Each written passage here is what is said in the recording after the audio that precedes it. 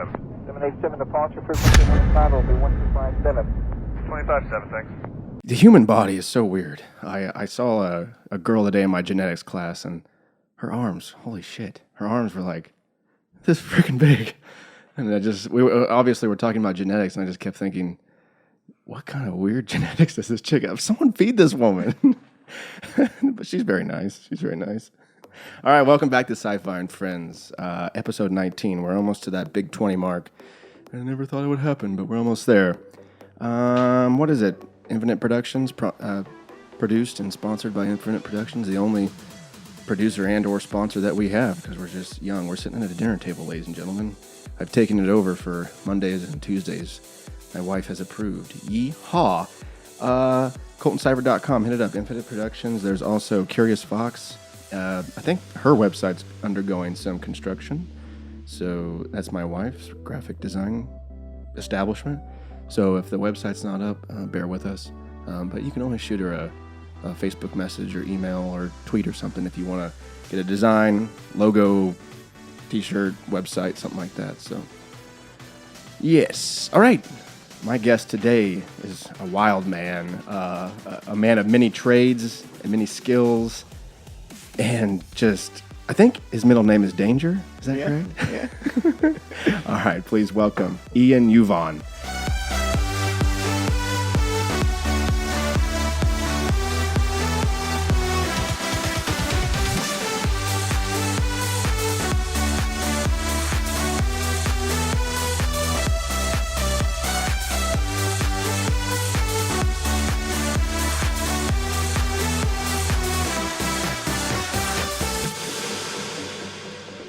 What's up, guys? Thanks for coming on the show, dude. No problem. I know the pit drive is sometimes, difficult. Oh, it's not bad. Yeah? Just put in 11 hours yesterday on the road, so 30 minutes isn't anything. Yeah. Oh, with a giant flamingo, I see. Yeah. What is that? All right, so we did the Bull Flugtag, which is the event where you shove shit off a cliff. Okay. Yeah. That's pretty famous. Yeah, and one of their more notable events, and we went to that in Louisville, Kentucky. Okay. With a 10-foot flamingo. Everybody shows up with wings on their crafts. Right. Crafts is what they call them. Yeah. And so we show up, no wings, and we ended up doing half the distance as the best guy with wings. So wow. We were pretty pumped on that. Right. Out of a field of 40 people. Right. So caught someone's attention, I'm sure. Oh yeah. Yeah. Are you sponsored by Red Bull in some way? I am not. We're just act like it. We're just deemed friends of Red Bull, so we Yeah. get invited to do cool stuff. Nice. Go to events and have a first ticket in the door kind of deal. Right. So Zach is your hookup, right? Yeah. Zach's the hookup. Yep. He's the dude. Yeah, Zach's a good buddy of ours, and I think he really works for Red Bull, right? Yeah, he does. Yeah. He's still a Pitt State student. Yeah, he's one of the SBMs, so like the student brand manager. Okay. Like he represents Red Bull on the Pitt State campus. So nice. Yeah, that's a good hookup to have. Yep. He's the homie. Yeah, dude. Every time I see him on campus, he tosses me a Red Bull. I don't have the heart to tell him, like, I don't really drink these, man. I'm like, thank you. And then I just pass the love on to somebody else, some kind soul. Hey, man, you look like you need a Red Bull. Yeah. So everything went well there. Oh, yeah. It went well. We partied for 3 days straight. Yeah. Took the motor home and had fun. So just a little bit of a backstory. I mean, from what I know, you're a madman. You almost live a jackass life. Yeah, I guess to some sort. I try to not inflict too much harm on myself. Yes. But it's like, okay, maybe not so much jackass, but the Nitro Circus. That's more like your thing. I mean, those guys are my heroes. So. Yeah. You emulate them very well. Yep. There's less bodily harm and much more, building whatever you drove up in. Is that a Subaru? Yeah. Yeah, the Subaru or the Flamingo. It's a very exciting life that looks like you lead. Yeah, I try to to be cool. Good work. Good work so far. So are you originally from Pittsburgh? Yeah. Okay. I was born in whatever Joplin, like everybody in Pittsburgh is, because nobody trusts the Pittsburgh hospital. Full students. But anyways, I moved to Nebraska with my dad when I was like, I don't know, real little. Don't even remember it. He went to dental school, and then we moved back to Pittsburgh. My whole family's from Pittsburgh, so. Okay. But yeah.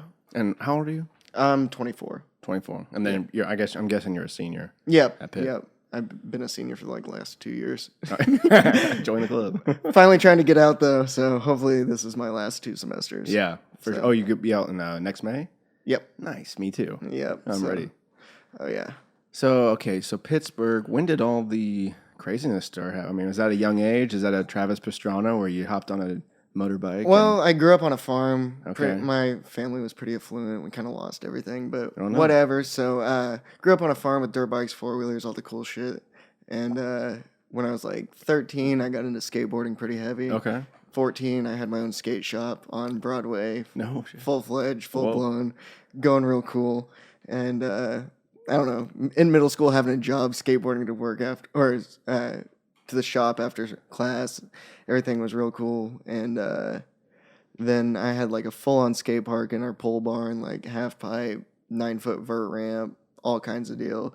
So Nice. yeah, That is the middle school dream, yeah, dude. no, that's where it all started, kind of. Yeah. So Oh, I mean, I knew I liked you already, but now I like you more because that's exactly my story. Except I didn't own a skate shop at all. Yeah. But I mean, middle school, the football coaches were like begging me to play, Yeah. and I'm like, "Do you see what's in my hand?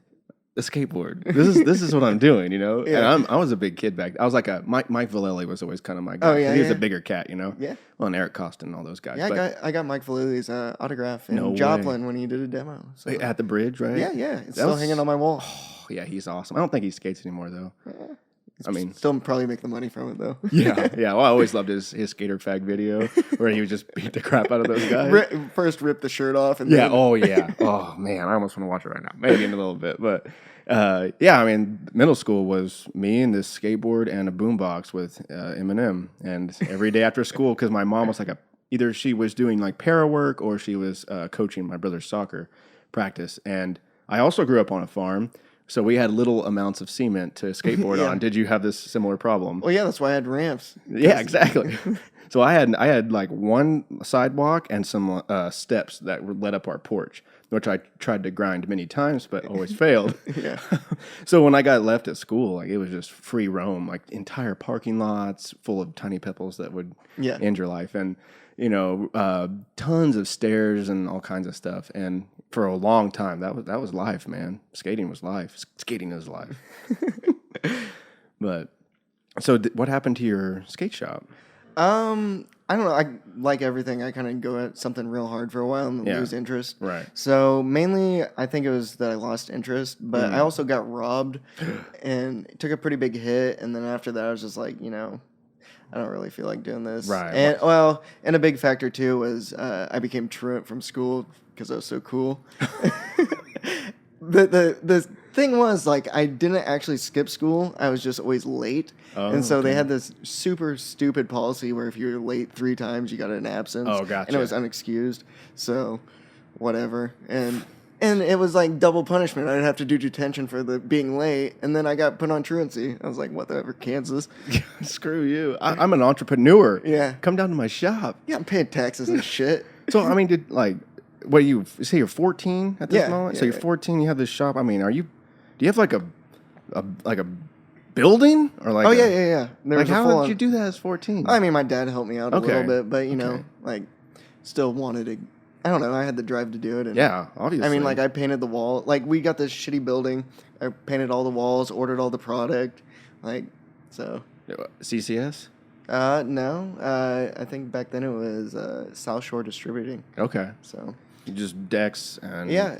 And a big thing that I was doing was I was buying closed down skate shops off eBay, so everything was hella cheap. Oh my like, God. And like getting like all the apparel and shoes. And, What does a closed down skate shop run for on eBay? I mean, like you'd buy like lots of like 100 pairs of shoes, like 50 decks and stuff like that, and be like $2,000 or something like that. Like, not just bad at all. Getting massive UPS Yeah, shipments. yeah. Like I'd come home and there'd be like 10 boxes on the front porch. And then it was actually kind of weird. We had this dude living with us at the time because my dad was super cool. And so this dude, I still talk to this dude every day.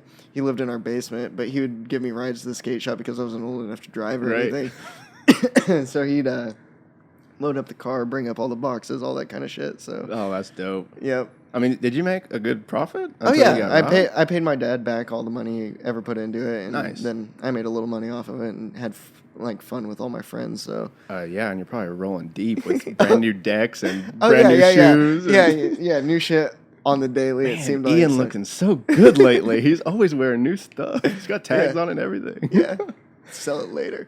I mean, even though it ended kind of abruptly and not violently, but like Yeah. not the best way to end. You're getting robbed and whatnot. I mean, it's still a great experience. Oh yeah, for a totally. 14-year-old. Yeah, totally. I mean, you got truancy and all that stuff, but I think it was worth it. Oh yeah, totally. Yeah, Building confidence, that worked until yeah. that Like happened. it kind of gave me the I don't know, not the confidence to say I can do anything. Like I still Yeah. feel like I can do anything. Right. So Well, that's definitely proved by your behavior. yeah, like and a lot of the times it's like not even thinking that I can do Yeah. anything. I just like say, oh, I want to do this. I don't even think about the steps involved. Like right. I just go for it, and sometimes like by then I'm like, oh, this wasn't worth it at all. Oh, But yeah. you know what? Whatever, I did it. Nobody else has. So Yeah, it's kind of like the trade-offs of living a life like that. yeah. It's so the pattern like that of extreme sports people. I think that's really how they all kind of think. Yeah. They don't think. They just kind of Yeah. make a choice and then it's all in. Yeah, it's like whatever it takes to make it happen, Yeah. and you make it happen. I mean, you don't get a double backflip on a dirt bike without thinking about it. You Yeah. just do it. Yeah, I mean, there's some calculation in there. For sure. I would hope, because you're insane if you don't. But Right. But the sense of just throwing yourself Oh, in yeah. and just, no, this is what I'm going to do. I'm going to do it. Yeah. And not a shred of doubt or, is it really going to these work? dudes are you know? doing triples now, though. Yeah, it's- like Wow. shit's insane. Are you serious? Mad respect for them, but Is Pastrana still riding or no? I think he's kind of the ringleader now. So Okay, yeah. But, He's probably taking. but yeah, I mean, he pushes all that stuff so hard. Seriously. like, I mean, I don't think the stuff would be happening without that dude. No, absolutely not. I mean, anyone that jumps out of an airplane with no parachute and slams a Red Bull, Yeah. I mean, just stuff like that. Hope this shit works. Yeah, man, it's a miracle that guy. Did you see the dude jump out of the plane without a parachute No. into a net? What? Oh yeah. What- Insanity. How high was that a Red Bull thing or no? That was just It like was a Red Bull athlete, but Okay. he wasn't. I don't even remember the dude's name, but he's what do you call it? I was told that Red Bull wouldn't put their name on it because it was kind of just in case controversial. it doesn't die? Yeah, I they mean, didn't want their name on a splatter. That's what I was told. Don't quote doesn't me. want a name on a splatter. Red Bull gives you jumps. Let's see. I'll look up this guy. Jumps. That's definitely not. I typed in jumps into a net. Well, I it kinda actually worked. brought it up. Jump. Thank you, Google. Daredevil jumps from 25,000 feet out of a plane without a parachute into a giant net. I've seen this before. Oh, his name is Luke Akins, right? Akins, you say?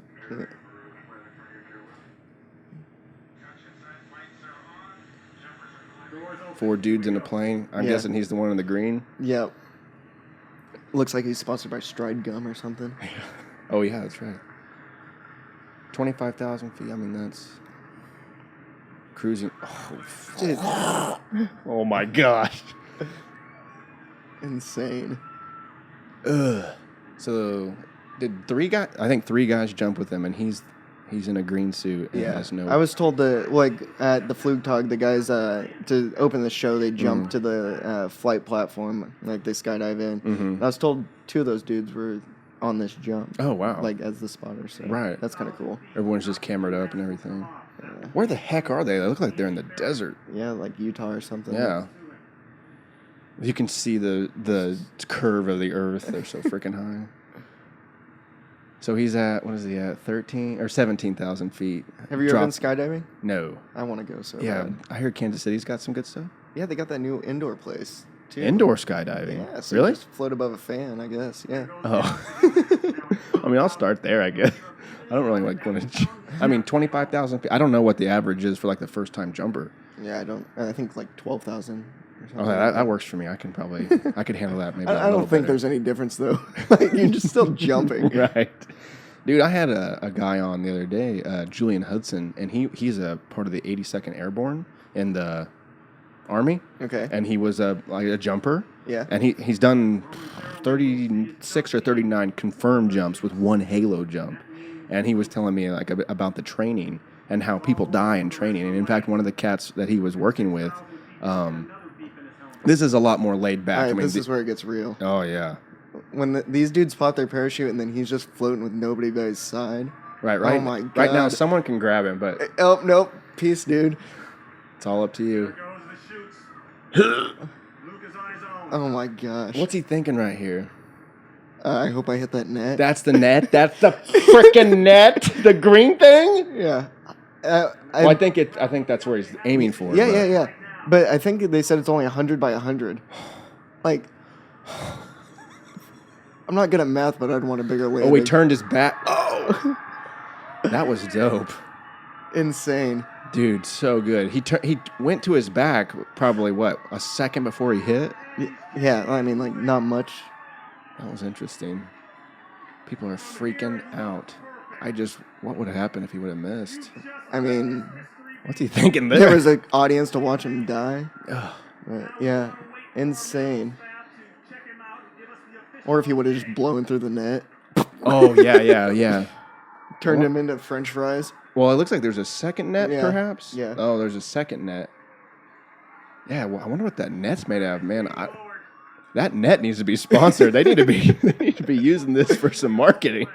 It's just a fishing net.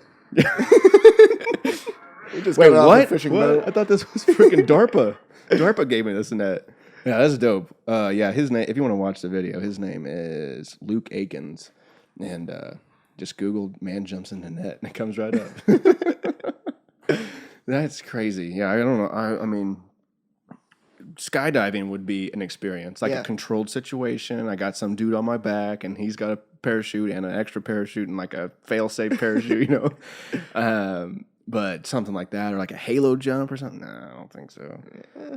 I mean, Red Bull aren't they famous for the guy jumping Yeah, well, super high or something? yeah, he jumped out of the stratosphere or whatever. So that was really rad. But I heard that some dude from like Google, like a Google exec, broke it like What?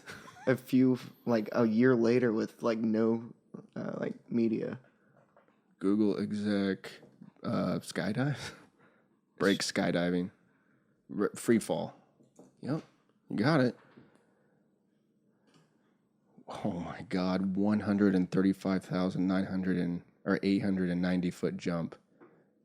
Felix Baumgartner. Well, that was the guy that. Oh, that's 2014. No, Felix is the dude. Oh, okay. from Red Bull. Oh, he jumped at 128,000 feet. Yeah, and then so the other dude jumped from 135. I don't Reached see. a speed of 822 miles an hour with his body. Good freaking grief. Does it say his name? I don't see his name. The Google executive. Just Eustace. Is it Eustace? Freed himself from the balloon. Oh, he took a freaking balloon. Yeah. Oh my God. So he had a protective spacesuit designed by Paragon Space Development Corporation. No footage or anything. After deploying his parachute and gliding the rest of the way down, he landed nearly 70 miles away from his launch point. He's got a long drive back to think about what he just did. God, I mean, that's crazy. That's like almost alien type crap, you know? That's what they should do when they show up. Just bomb in. Oh my God, it's crazy. Why do people do this? Why do people push themselves so much like that, you know, what makes you, hey, let's go to 130,000 feet and jump out? Yeah, I mean, I don't know. A rest home doesn't look very appealing to me, so. I don't know, maybe at And a 9 to 5 doesn't either, so. Right. Yeah, I mean, I guess it gives you a sense of accomplishment and just, it's death defying, you know, how you describe certain things. You just defied death. Yeah, makes you feel pretty alive. Yeah, right. And you have every sort of raging hormone and oxytocin and all the serotonin just Yeah, I mean, I'm blasting sure it through gets you you. high. Oh, So. like nothing else. Yeah. I mean, you'd have to OD on speed or something. I don't know. I don't think you can probably get a high from that. You know, Yeah. I've never had like a near death experience. I've had like a flight through some storms. Yeah. Like a small plane that we flew through 2 fucking thunderstorms. Yeah. And I thought, like, I made my peace with God at one point. And when we landed, you know, it's not jumping from 130,000 feet, but I did have like a euphoric, like, I'm going to treat my mom better. I'm going to get better grades in school. I was in high school. I mean, it changed my life for a long time. I still think about that, you know? So something like that, that was like an uncontrolled situation, environment to where this is almost like a controlled, like, yeah, I'm going to choose to go up to that height and do that and jump, you know? I mean, There's a lot of things like that that man engages in. How ballsy is it to do it with nobody knowing that you did it? So Right. that takes like a lot of the glory away from it. Right. You know? It's almost So like, I mean, that's purely for yourself. right. So In a way, yeah. I mean, I think Paragon probably helped him out with the yeah. spacesuit and stuff. Yeah, well, but I mean, he didn't have the big media that Right. Felix had. Right. So. It makes it much more personal, and it's the whole phenomenon of, do I post this on Facebook or do I just And he's enjoy a this Google moment? exec, you know, like he's already like You accomplished. did it, bro. Yeah, like he's already accomplished what everybody would dream to accomplish, Right. being super successful with a giant tech firm, you Right. know. So The biggest tech firm. You're probably one of the smartest people on planet Earth. now you're most gonna go successful. jump out of space. Yeah. It's like, Why not? what are you compensating for, man? You made it. You're good. Just pass your jeans on, have a good life. Yeah, there's so many things that man engages in, like rock climbing. That's crazy. Have you ever seen that documentary? Oh, it just left my head. About the Yosemite rock not. climbing. Oh, God, I gotta Google. I forget what the name is. Valley Uprising. Have you ever seen Valley Uprising? Oh, dude, are you into rock climbing at all? Or I'm pretty short, so not really. that's good. That means you're compact. I was never good at the like rock climbing things at like fairs and stuff like that, so I never. Never spurned your Yeah, and I'm interest. kind of scared of heights too. So That's interesting. Doesn't make sense. This documentary is fascinating. I don't know who made it, but I was just on TV one day and this came on, and it is legendary. Nope, that's not it. It's just all about the history of Yosemite climbing, and they do it in sections. So they start out like, I think it's in the 40s and the 50s when rock climbing was just getting started, and like who the pioneers were, like these old guys now, but back in the day, these are like the pioneers. And to see where it came from, where it took like months or maybe years to climb one wall, to where you can climb it in a day and then you jump off. Yeah, it's just crazy. It's just like all the other sports. I mean, if he would have gone back to the 50s and said, "Hey, you know this dirt bike you're on right now, in 2014, we're gonna flip it 3 times," and they're like, "Go away," you know. Yeah. But I mean, that's just the evolution of sports and I guess humanity in general. you yeah, know? but like right now, think where we're sitting at with it. Is there any ceiling? Like, are we at the ceiling right now? Like, can there be more than 3 backflips on a dirt bike? I mean, I would hope so, but like mathematically speaking, like, is it possible? Right. Yeah, like, right. Are we getting to the Like, limit? are you just gonna black out when you go for the 4th one because it takes so much rotational? Oh, right. like, Actually, the yeah, G forces are on the I don't human know. body. I can't wait to see it. Right. I mean, well, we'd have to deal with technological advancements. So Yeah. maybe it's a Pressure suit. That Yeah, I you was gotta gonna say, ride like a dirt bike helmet. in? Yeah, like are people gonna be riding dirt bikes in spacesuits? Like, yeah, right. Exactly. Like, okay, we couldn't do it the old way. Like, we couldn't take a Model T and go from 0 to 60 or something in 1 second. But we can do it with a Lamborghini. You know, we had to do all these different designs and like reformulate how it flows, and we'll put the engine in the back, not the front, and all that kind of stuff. You know, so just unforeseen things. But really, there is no limit. You know, biology thought there's only on and off, and now we hit the quantum world, and things can be in super states. And It's weird. I always say that when we were in Chemistry 1 and the professor started laughing when we went to the quantum chapter, and he's like, quantum chemistry. Oh, it's like, whoa, man, what are you about to put on that board? Why are you laughing like that? Because nobody gets it. It's crazy.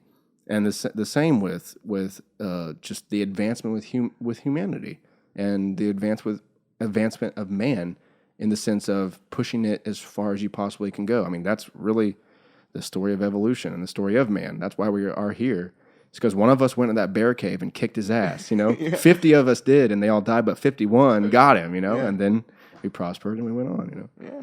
That's the story of man. But yeah, so anyways, sorry to go on that rock climbing tangent, but there's so many things that man engages in that really, like, there's no need to. You don't, like the Google exec, you don't need to jump out of a plane, dude. You're good. Yeah. You've done this. Or rock climb. I was thinking of hunting you could throw in there if you're hunting some like grizzly bear or a moose or something. I mean, there's beef at the store. You don't have to do that.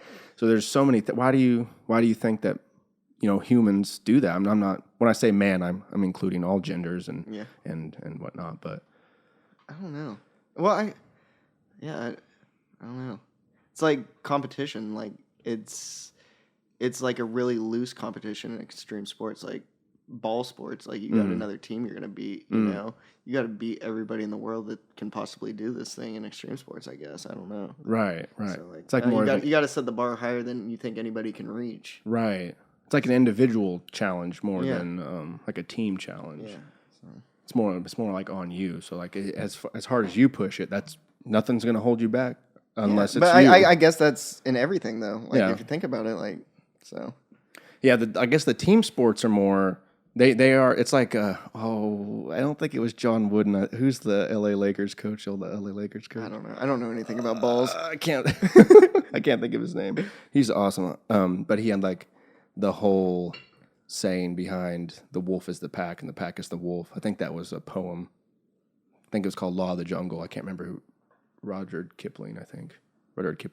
Anyway, I had this poem, the Law of the Jungle. It's a great poem, but there's a line in there, the wolf is the pack and the pack is the wolf.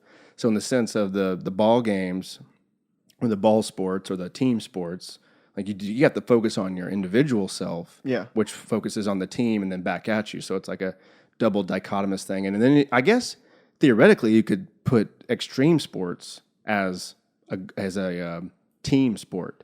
You're not on a team against another team, but like you as a motorcycle, are you ride motorcycles? No, not often. Let's But I mean, pretend. like I can. All right, say I'm good at something. You're great at riding dirt bikes, you know? It's you and it's Travis Pastrana and it's everybody else who rides, like that's your team. Yeah. And so if you do triple backflip, everyone else is like, oh, that's possible. All right, Yeah. what else can we do? So in the same sense of like a basketball team, like, oh, dude, he just backward dunked it, you know, or dunked it or whatever. Yeah. So what's SOKB? SOKB. It's kind of like our Red Bull team name. Like whenever we go do an event or whatever, it's the name we go by because normally the event's not in Kansas, so represent. And it means straight out of Kansas, baby. Straight out of Kansas, baby. Yeah, and gotta pay some homage. It was a skate video back in the day to some dudes that were older than me, so.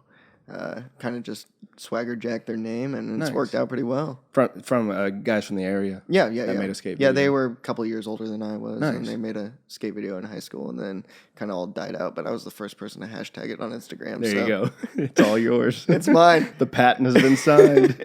That's awesome. Straight out of Kansas, baby.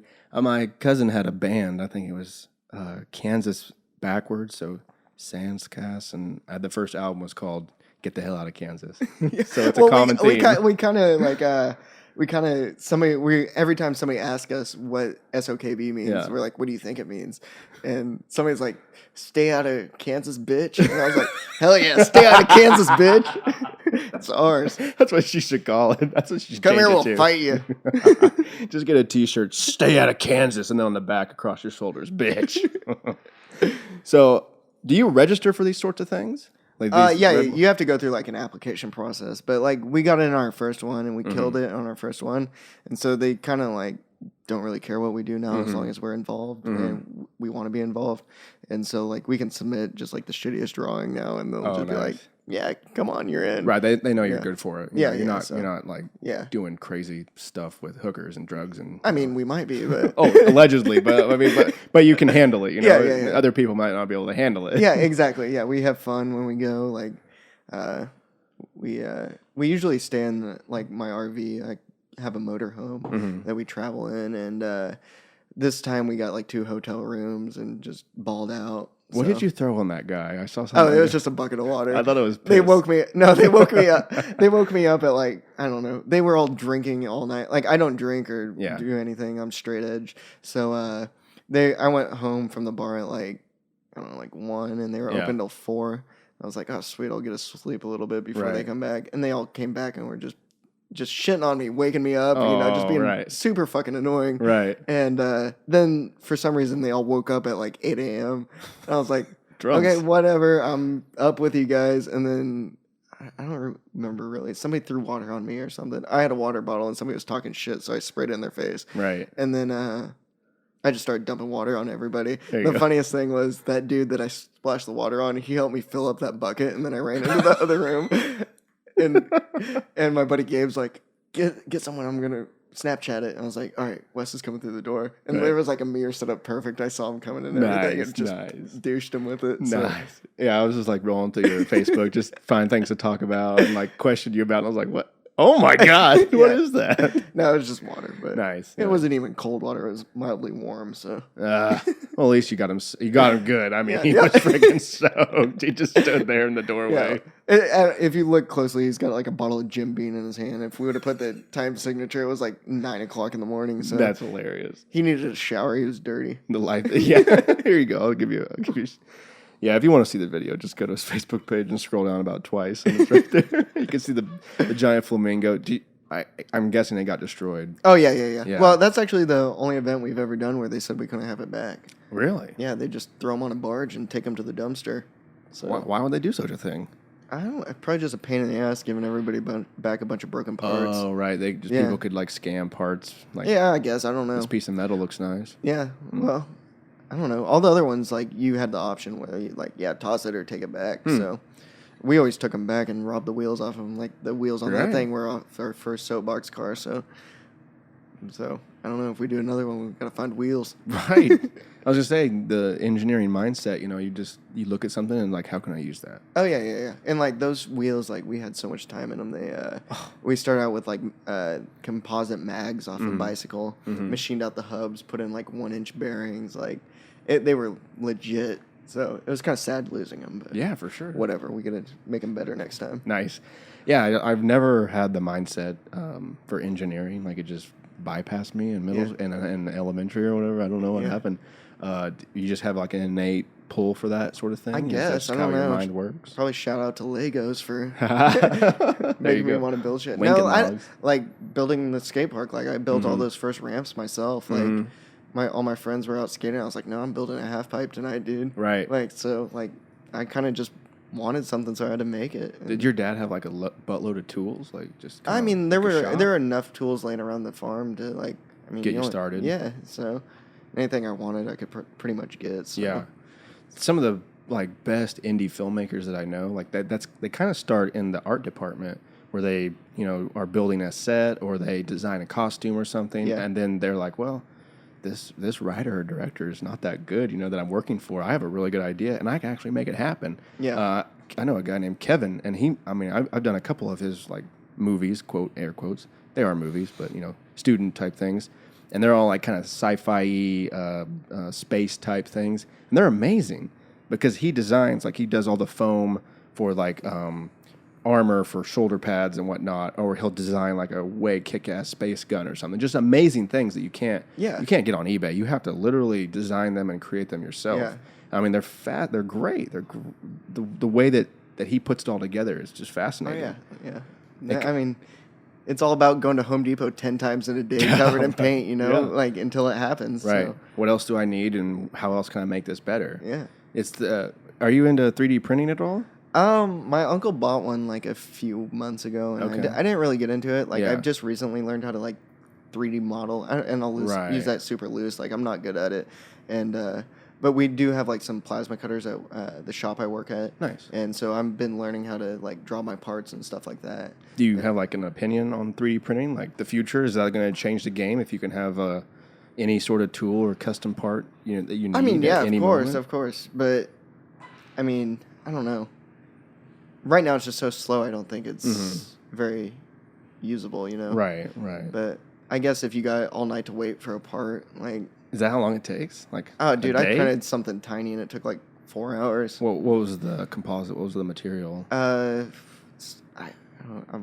say it wrong and somebody will want to correct me, but it's like a PVC style. Okay, so like a hard plastic. yeah, it just looks like a big like roll of like hot glue gun shit. Okay, so- like a bubbly type. Yeah, and I mean we could look it up, but who cares? Okay, I was like, I'll do it. No, I don't remember what it's called, but no, it's cool as shit. So, Yeah. I mean, I'd probably get into it if I had the time to. Yeah, But- I think it'd be helpful for your career, but like you said, it's probably just too early. Yeah. I mean, if you have the time to wait or the budget to buy a really nice one Yeah. and the material and stuff, but Yeah. it's probably just too early right now. Yeah, and everything you got to print or make is pretty small scale unless you got like a shit ton of money. Cool thing, actually, talking about 3D printing, our first soapbox race we went to, there was actually a car that was completely 3D printed. Wow. So, but we beat them. Nice. So, yeah. Not good enough. Yeah. No, they put all this time and effort into it. 3D printing. They had to have so much money in it. Yeah. I mean, you 3D printed a car, and that was 2014 when the technology really wasn't there. Right. And they like white light scanned their driver and everything, fit it to his body. Whoa. When they got done with the race, and I like walked up and I was looking at the car, I was like, dude, why didn't you air up your tires? And like they went through all that, and then like their tires were squishy, you know. I was like, you guys would have been so much faster with hard tires, right? So that's the trade off of genius, you know. Yeah, like you're super smart, but oh, dude, you got boogers hanging out your nose or something. Yeah, everybody like gets on me for like half-ass and shit, and it's like at least I'm doing it, you know. Like, yeah, I'd rather half-ass it and use it for the short amount of time and right. get my use out of it, and Mm-hmm. it goes in the trash, then do it perfect and have to live with it forever. Yeah, I think know? that's one of the biggest, like, what do they call it? Resistance. Biggest things of resistance for people is perfection. To where, like, I had a big problem this when I was wanting to be a screenwriter, and I wouldn't write because the perfect play was not possible. Yeah. It was possible up here, but not out here. Until a wise gentleman once told me, the screenplay that's 70% good is better than the one you didn't write that was 100%. Yeah, It's like, exactly. whoa, okay. So once and then, I think that's probably based out of a growth mindset versus a fixed mindset, to where, someone tells you your IQ's 101, and that's, Ian, that's as high as you can go. And you're like, oh shit, I guess I can do this, or this. And versus a growth mindset to where, Ian, you did real good on your math test, but you have some room to improve. And you're like, I can get better? Yeah, you can get better. How? You got to study. You got to read. You got to put the time in. And then you go from, being this good to fantastic. There are like these anomalies, like, I was going to say Bach, someone that, or Beethoven, who is just from the age of whatever could do a symphony, or a chess prodigy, or you have like these tiny, tiny anomalies, but the general public gets so focused on that and go, oh, I couldn't be a chess master at age 8. No one could. Only this guy could, Like if you want to play this good at chess, you got to freaking play every day and read books on it and talk to masters and all that kind of stuff. So I forgot where this came from, but doing shit half-ass. Yeah, doing shit half-ass. At least you're doing it, Yeah. And then each time you're accomplishing something and you learn something. So, totally. Next soapbox car or whatever, it's going to be that much better because you actually completed the first one, and you actually competed, and you saw how these rich cats had a 3D print, and you go, you forgot your tires, what is going on? Yeah. So at least you're accomplishing something and making progress, Yeah, and growing and whatnot, Yeah. So. Yeah, I had the same like ideology about this podcast because I would get so nervous when bringing people on. And then, I'm like, what if we have like a shit episode and I have to post it? I can't be like, oh, we didn't record today. I wouldn't feel true to myself. And it's just like, you're probably going to have some. Yeah. So have them and just learn from them. And Exactly. then it's not shit because you learned from it. Right. My mantra just became, you'll get better. You'll become a better host. You'll have better episodes or whatever. And then it's kind of cool because it spread throughout my life over to like writing a blog or something or making a video. It's like, freed me up in a lot of ways. So if you're listening to this, if you're stuck in a mindset, like a fixed mindset, man, try to switch over to that growth mindset, and you'll prosper in many, many ways. Yeah. So back to the engineering. So you designed all these ramps, and now you're building cars and stuff. Do you have a gig with Flex Trailers? Yeah. I saw that. I don't know how much you can talk about it, but No. I do a lot of like general labor for them right now. Well, not for them. I'm part of the company. So we all work together, and the dude that created it, he's a psycho genius. He never stops. So I call him my sensei.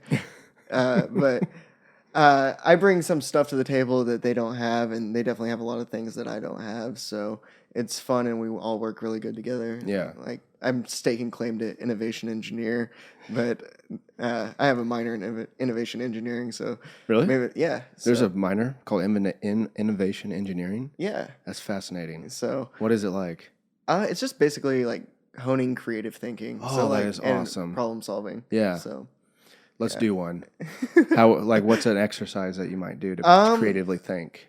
it's just really basic shit, like Yeah. mind dumping. Like, so you'll just write like 100 things on a piece of paper, Yeah. and they can be totally unrelated, but that one unrelated thing Mhm. might spark an idea that solves the problem. So it's super basic, but It's like, I think it's like 20 hours to get the minor at Pitt State. Yeah, But yeah. it really, it does help in some situations. So like one thing that I can think that like one of our main or my main implementations of the creative thinking was we were spending like so much time. And all right, give you a background on flex trailers. We're like, it's just basically a trailer, and then you have a scissor lift front and rear, and then you can change out the tops on it. So in states where you have to register multiple trailers for the number of axles and all that jazz, you can basically just tag and insure one, and then have a bunch of different toppers. So it's 3 trailers in one? I mean, we have an infinite amount of tops that we could build and create. wow. So, like, right now we're mainly pushing our hunting line. So it's like basically a box trailer up front, and then you can load your razor on the back, take your razor off, throw the trailer behind your razor, and it's all got all these benches that fold down. So, and then my one of my most time-saving innovations was we were spending so much time on these hinges for these benches, like so much time. And we had these like quick release pin latches that were super simple, just like a shaft inside like a cylinder with a spring and basically like a key ring on the outside, and you pull it, quick releases. And so I was like, dude, I wonder if we could use these quick releases for these benches. Dude, it's saving us so much time. Nice. And like, it's insane. Like just like those one small creative things. Like, Yeah. I mean, if we were larger scale, I mean, that's probably like $1 million innovation right there. Right, just one small little Yeah, change. because like what took us like an hour before, it takes us 5 seconds now. So like, Well, good for you, dude. Yeah, That's so- awesome. like, I don't know. Yeah. And I know there's more of those out there. I feel like there's one of those solutions to everything. You just got to Right. find it. So And you can always, like, from that improvement, you just take a little bit of time and kind of like, I wonder if we move them to the left, or I don't really know. No, the trailer, exactly. but just another little small move, and suddenly you have a better trailer, Yeah, next exactly. year's model. yeah. So you're pushing that hunting line, I need some sponsors for my hunting season, so I'll put it on the YouTube channel and everything. Yeah, we'll talk to your about it. sensei. Yeah, I'll see what's up. I'm shamelessly trying to get sponsored. Shameless plug. Yes, shameless plug. So to talk just a little bit, I'm interested in these flex trailers. So they're like a customizable trailer, infinite customizable. Yeah, like right now we just like mainly push the hunting series. We had all like this dump trailer and camper topper and all that stuff on our website, but we took it all down to just mainly focus on the hunting trailer because our production facility is not absolutely huge and can't really facilitate all of that. So we're focusing on this. We're getting really fucking good at this. Yeah. And I mean, possibilities are endless with the dudes I'm working with. Like, So is this company is based out of Pittsburgh? Mulberry, which is just a Okay. little north Is that of Pittsburgh. Missouri? No, it's Oh, that's Kansas. Okay. Yeah. And then did you get this job via Pittsburgh, or did you just kind of know someone? And say, hey, Yeah, somebody told me somebody told my sensei, Mike, to hit me up, and I didn't have time when he hit me up. I was like, dude, what you're doing is cool, but I don't really have time to do this. I'm doing a lot of other shit. He's like, all right, cool, hit me up whenever you got time. So I ended up having a little time, went out there, hung out with him, and turned out to be a really cool deal. So I've been Nice. in there for like a year and a half, and You like it? Is that what? Oh, dude, it's given me the tools to really move forward and do cool Nice. shit. So you think you'll stay with them after December or after May, or? I mean, I would like to. Yeah. Like, I would love to, but You kind of want to stay around this area, or? I think I'll stay in Kansas. Yeah. Like, I have so much social capital. Like, I feel Oh. douchey saying it, but like, Nope. it's so fucking valuable. Yep. To just have favors and Yep. all that shit from people. So it's worth staying around. Like, Oh yeah. like, and I eventually want to get like an airplane and stuff. So like, Nice. Like, I mean, Kansas is the perfect hub. Oh, seriously. Have my hangar with my Lamborghinis and Yeah. just.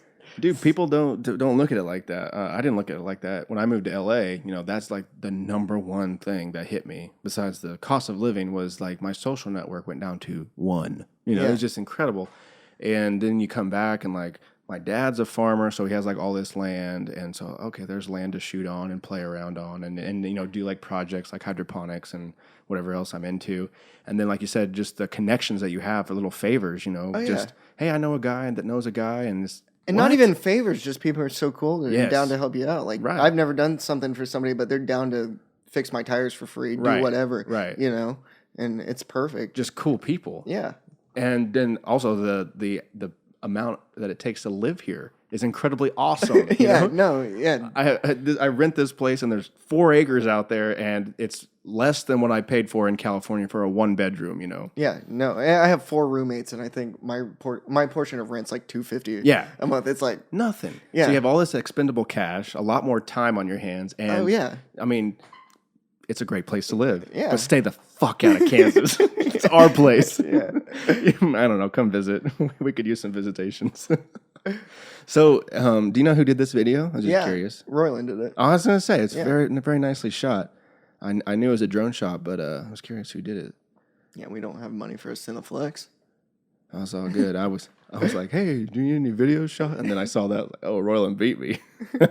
No, Mike, the dude that created Flex, my sensei, he actually had a production company before called FX Studios. I don't know if you ever saw it around the Pittsburgh area, but he's the one that basically Royland came out of high school and Royland worked for him and kind of, I don't want to say molded Royland because I don't want to steal any of Royland's talent, but guided, yeah. Guided Royland. He was Royland's sensei too. Nice. This guy sounds nice. I want to meet him. What's one like this run for? I think this is called the Predator Gen 3, right? Yeah, so there's a bunch of different options. Like, go ahead and click on the build your trailer. Okay, let's build a trailer. Yeah, so we're building trailers. Flextrailers.com if you want to do this. And send it right to SciFi and Friends. That'd be awesome.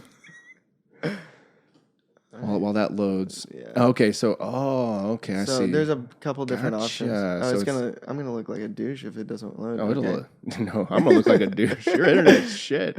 So we got all the different options right now. Like we did this cool shit with Molly. I guess it's like military inspired. Like, right here. For like organizing all your shit. Okay. And I'm sure they'd like me to talk more proper about it. But to organize your shit. But no, man, that's real talk for real people. Yeah. You got here's an AR-15 quad holder. Oh, for clips. Yeah, dude. All sorts of little accessories. Yeah, so we got LED our light bars, and then we do some Goal Zero stuff for like little battery generators and stuff like that, solar powered. It always cracks me up. They call them solar systems. I'm like, oh, you're going to put the sun in the trailer. Reminds me of Borat. Where is the pussy magnet? That's the say. I want to buy pussy magnet with my car. Wait, where do you put the sun in this thing? All right, so go back up to the top, and I think the first one is the trailer builder. Okay. So build your own. I'm clicking on the Predator Gen 3. Everything looks real nice. So you can go through, add all your options, and it's real cool. So I got the carrier, the actual the foundation. Yeah, so you can choose doors. you want 1 axle, 2 axles, hauling skinny chicks, whatever. Corn fed. Yeah. Okay. So, and then that the price added a lot of price. yeah, the price adjusts accordingly. Well, that's a huge. What would you call that? All right, so the 6x14 foot is our super carrier, and then I don't know what we deem the giant one. Like this part right here, that's all watertight. And yeah, stuff. storage. Like you can leave your stuff in there year Tool. round. I mean, what would you want to put in there? I mean, you can put anything. Yeah. Like, you're probably putting tools. Like your guns and we even there's an option for to throw your dog in there. Like, oh really? It's got split doors for dog boxes. Nice. So, and they have the railings, these humongous. Yeah. So down. Yeah, and hang decoys off of them. Duck hunters do that kind of stuff, and there's benches that you add to them. The whole hunters in the field. So. Do these sell pretty well? Oh yeah, we can't keep them on the shelf. Wow. So that's awesome. as soon as we get one done, it goes out the door. We do everything factory direct, so everything's ordered off our website. Okay. We wanted to do a dealer network and all that stuff, but that's kind of a thing of the past. Yeah. Like Tesla's setting a new model. Seriously. Get on our website, make your shit, and we'll deliver it with white gloves, and that's kind of what we want to emulate. So yeah, that's a good company to emulate. yeah. And it's cool too for the customer because literally I get to design a trailer, and it's not like, oh yeah, we have one of those. It's been sitting there for 6 months. It's this trailer does not exist yet until I hit order. Yeah, we literally have parts sitting on the shelf. You hit your combination, we go and assemble it. A lot of times we're making the parts 24 hours before you get it delivered. But nice. Yeah, a lot of that stuff's real cool, and I don't know. I mean, they look amazing. Yeah, if you've ever run a business or had deadlines. You know what I'm talking about when I Right. say 24 hours before. Right. Right. This thing So, has sometimes gotta we're be, rushing some stuff, but everything turns out so kick-ass. Yeah. And we have like the biggest hunting names in the game that rock our stuff. So. no way. That's dope, Yeah. dude. So Well, I'm gonna come knocking. I'm gonna at least come look at these Yeah, things, dude. no, They're definitely. awesome. definitely. One of my dreams. I'm really, really like taking hunting seriously this year, and I mean, my dad's always been into hunting, and he's got me into hunting. But like in high school, I was much more athletic, so I didn't really hunt that much. I was doing sports all year round, football, basketball, that kind of good stuff. And then right before I moved to California, he bought me this like brand new Hoyt left-handed bow because I'm like basically blind in my right eye, so I could finally like aim with my bow. And when I came back, I was like, all right, I'm gonna take this seriously. So I've been watching so many hunting videos because I'd like to make like a YouTube series of just Kansas hunting, and just kind of what it goes on. Uncharted. Have you ever seen Uncharted with Jim Shockey? Oh man, it is so good. Uncharted is a hunting show made by Jim Shockey. Well, it's Jim Shockey is the star, but his son Brandon Shockey, produces the whole thing, and he just had a red camera sitting around or something. Kind of this old thing in the closet. Let's knock the dust off and make kind a of helps show. out. But Jim Shockey is so perfect for the host because he's like this. He's not the game. he's like a huge name in the hunting world. He has so much respect behind him, and to go on these hunts, he just has like such an amazing philosophy behind hunting, behind the outdoors. This is the trailer. Yeah, this looks awesome. Yeah, you'll appreciate this. There's no maps. There's no charts. It's about exploration. It's about discoveries. It's about never fearing the unknown. And for a lot of people, that's their biggest fear is unknown. That's why people like routine. But you do this stuff out here, there's no routine. You don't know what you're going to find. You don't know what you're going to see. That's the explorer. So crispy. Oh, beautiful. To go someplace uncharted. We're about to go hunt a very, very dangerous animal, and we're going into one of the wildest places left on the planet. I'd be lying if I didn't have a little trepidation about it. But you can't go to these uncharted parts of the world. Oh, it makes me want to watch it right now. Except for some measure of risk. That's life. That's living. I don't know. I've never been hunting. Well, I lie. I've been hunting once. I didn't shoot anything. I took a practice shot with a whatever the typical deer rifle is, a 410 or something like that. I'm probably not even right on that. Anyways, it popped me in between the eyes. Oh. With the scope. Oh, yeah. So- Got scoped. Yep. Hey, it happens. Yeah. No, I mean, you should check this show out. It That is looks sick. dope. I mean, if you've spent any time watching hunting shows, they started out so raw. They started out, it'd be like you and me taking a little hand camcorder and be like, this is Ian, and I'm Colton, and we're going to kill something, and just, really it started out as hunters making videos and not video people production making hunting videos. And so this Branlin character, I mean, you just saw the cinematography that he has. Oh It's yeah, just no, beautiful. that's And the Uncharted show is not solely based hunting. It's kind of like a hybrid. They do have the hunting, and Jim Shockey is, he's like the god of hunting, hunting world.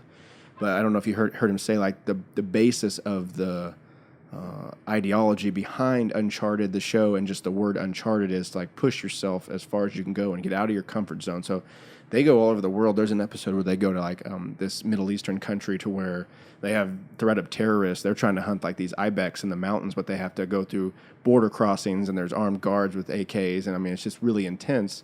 And so it's like a exploring type TV show, but also with aspects of hunting, and they really shed a lot of light on hunting and how hunters, put all this money towards conservation and that sort of thing too. So they build up the sport and the pastime of hunting, or whatever you want to call it, but then also like make a really awesome, entertaining show. The cinematography, like you would watch that just for the landscape. Oh, seriously. I mean, my wife claims she likes hunting. I'm not quite sure, but I mean, the way that Branlin shot it, she just loves watching. I mean, it looks like a photo. Yeah, no, that's insane. And nothing to not to take away from him, but man, when you have a red camera, it's hard to go wrong.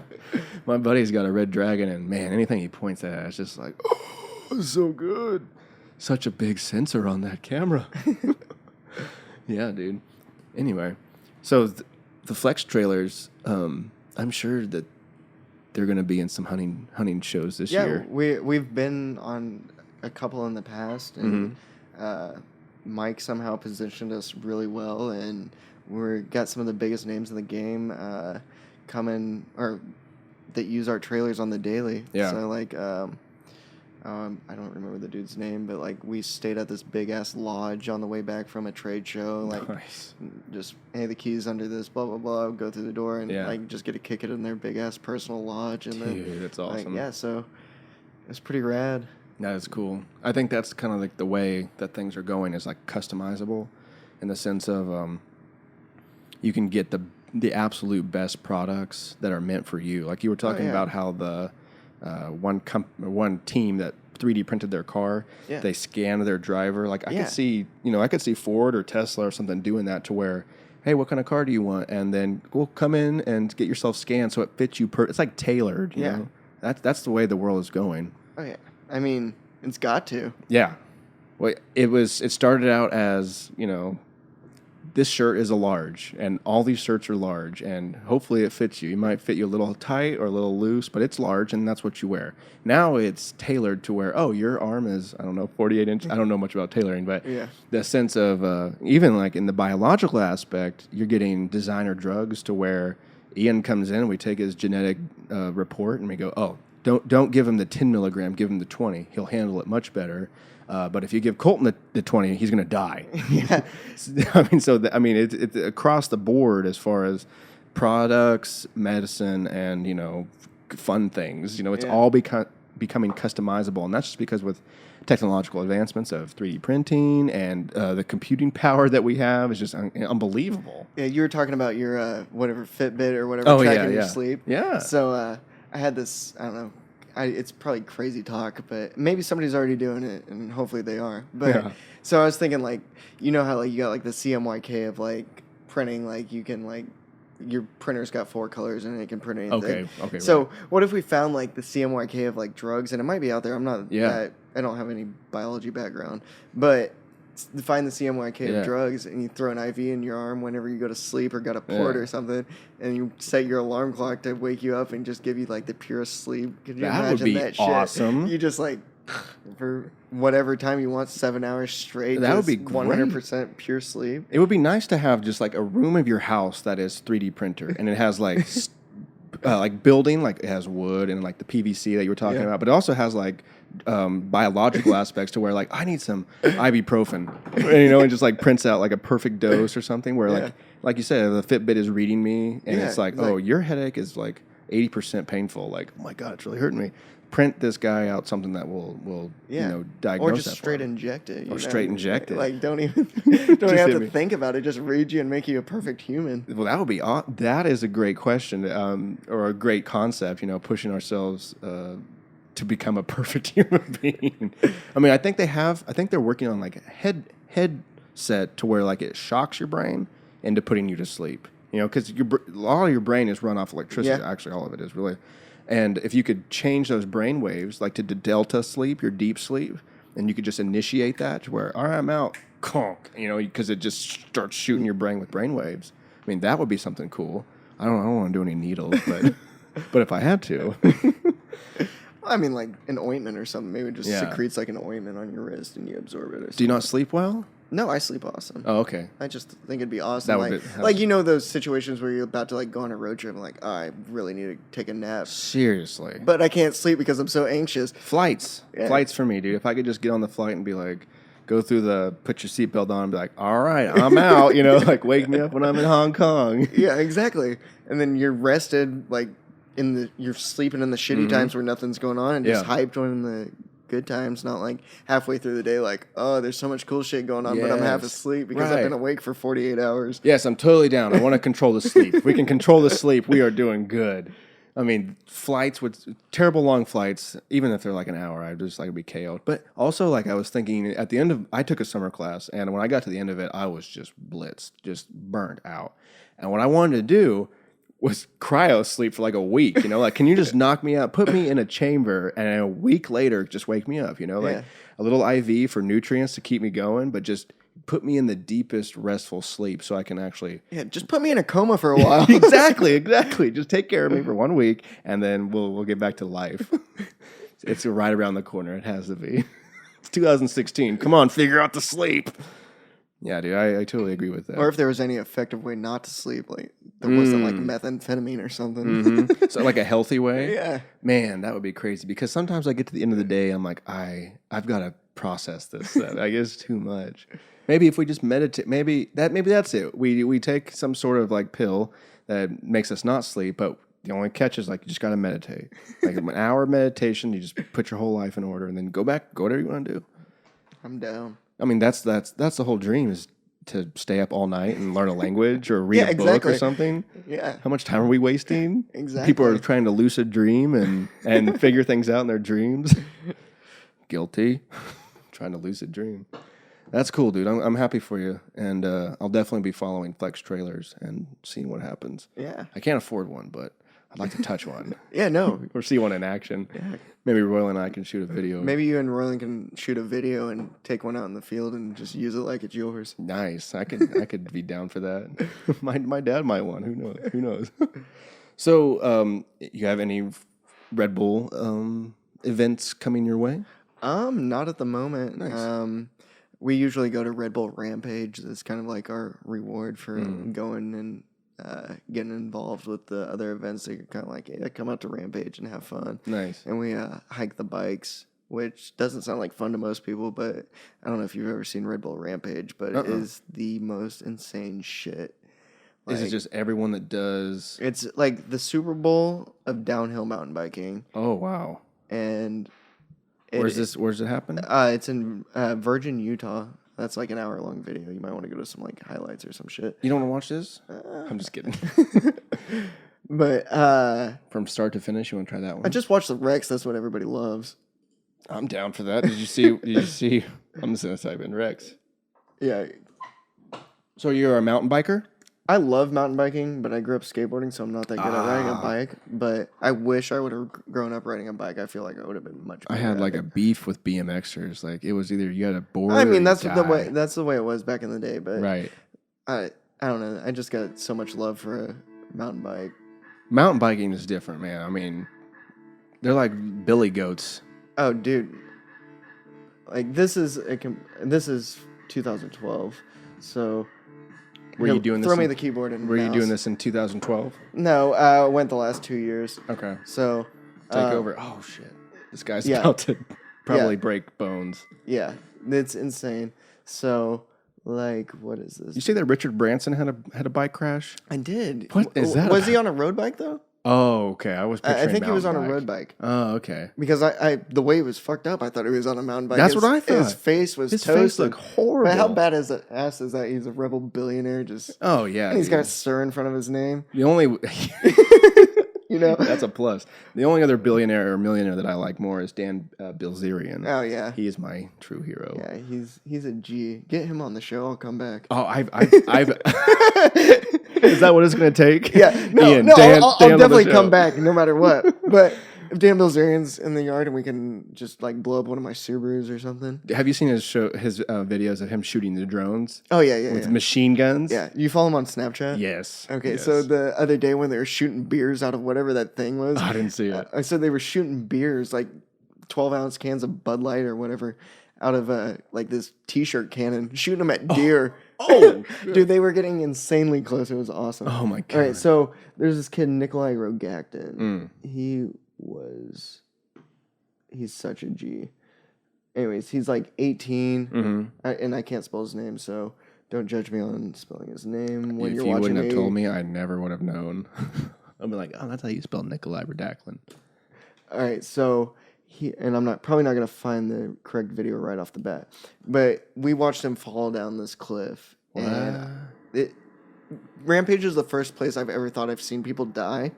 So, like, I've seen some wrecks, but this one was fucking insane. This is This is at Rampage. Or this So- video is the one yeah, you're talking about? Yeah. So I'll put a link I in the don't know. description. Yeah, I don't know if this is just. This might just be head cam footage, so I'll find a better one. Because you can't really. So you're here? Oh yeah, dude, these goat trails. Where are you? I mean, This where is- were you at this point? I was probably down at the bottom because whenever they shoot, This is making me sick. dude, this doesn't even give it justice. That's like a 100-foot drop. This is terrifying. I wouldn't walk this path, let alone ride a bike. Yeah, dude. Walking up those with a bike is terrifying. I can't imagine what these dudes are thinking when they're not thinking; they're just reacting. Like, you can't don't think. you don't think in situations like Oh this. my You just God. react. So he goes and his front tire washes out and down like a 50-foot cliff. Oh my God. Yeah, I thought for sure this dude was dead. He got up pretty quick. Oh, Yeah. he's in pain though. We're watching the helmet cam, so I mean he's got his hands in his. We'll find both links to the video so you can see both.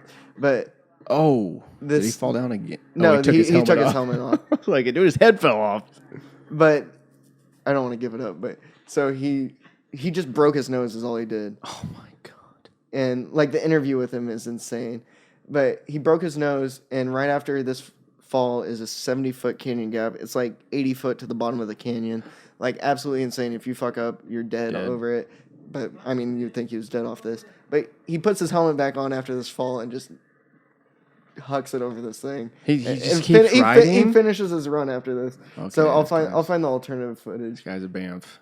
Yeah, Wow. dude. So crazy. And that was actually on GoPro's YouTube page. Like GoPro's like, give us that footage. Yeah. Oh, okay. I saw this helicopter in the background of his so- helmet cam. So this might be like zoomed in to, I don't know. Avoid It started out as the helicopter shot, and now it's So it hurts me to watch it again. yeah. So he says like, oh, I was just waiting to go unconscious as I was falling down that. So it's insane. So, But yeah, Rampage is like the Oh, coolest no. shit ever. Like this is the jump. No. Yeah. Oh, yeah, it is the jump. Oh.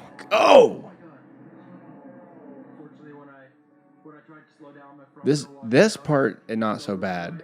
This part where he bounces right here. yeah. Anytime you see somebody bounce, you're like, oh. He bounced over a cliff, basically. But yeah, he gets up and just finishes his run. Like superhero status. Look at him. He's got a bad bloody nose, broken nose. Yeah. He walks it off, puts his helmet on, starts over. Or Yeah. finishes, I guess. But Rampage is the coolest shit. So this is ever. coming up, or just... Yeah, it's coming up. So we get invited to go hike bikes up to the top and stuff like that. Do you do runs like this? Oh, absolutely not. Okay. I wish I had the balls to do something like that. But you probably have to practice and Oh yeah, be familiar with the terrain. This is these guys' life. Yeah, this is what he does day and night. Yeah. So and then. But do you do similar things like this? I mean, I've been to like Colorado. To, That's like, the jump you were just talking about. Yeah, like 70 feet. This is like zoomed in or something. Oh, he cleared it with no problem. But I've done some small like downhill mountain biking stuff compared to this. Like these.